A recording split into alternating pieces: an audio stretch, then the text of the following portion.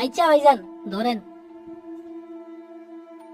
তারা বেওয়ারিশ লাশটি টেনে হিচড়ে গোরস্থানের ভিতরে নিয়ে এলো। গোরস্থানের লাশ দেখে কবরস্থানের পাহারাদার হান্নান মিয়া ইতিমধ্যে চলে এসেছে।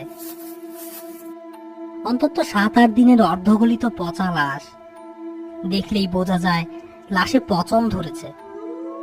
মুখ থেকে পচা মাংস গলে পড়ছে। কি বীভৎস চেহারা, দুর্গন্ধে যেন থাকতেই পারছে না মতি মিয়া। এমন বীভৎস লাশ দেখে মতি মিয়া বলে উঠল, শাহাবুদ্দিন ভাই, একটা বিষয় খেয়াল করছেন? আমার মনে হয় এই লাশের কোনো সাধারণ মৃত্যু হয় নাই, কেউ কুপাইয়া মারছে।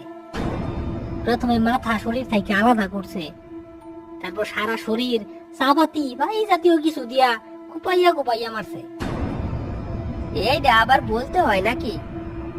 আজ 20 বছর ধরে লাশ দাফন করি, এই পর্যন্ত যত লাশ দাফন করছি তার বেশিরভাগ ওই কুপাইয়া মারা লাশ। ভাবতী, শাহাবুদ্দিন ভাই ঠিকই বলছে।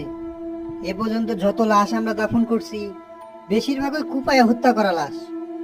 কারো গলা কাটা, কারো বুকের মধ্যে ছুরি ঢোকানোর দাগ, আবার কারো কারো হাত পা শরীর থেকে আলাদা করা থাকে। আজ পর্যন্ত এত লাশ দাফন করলাম, কোন লাশের প্রতি কখনো মায়া কাজ করে নাই।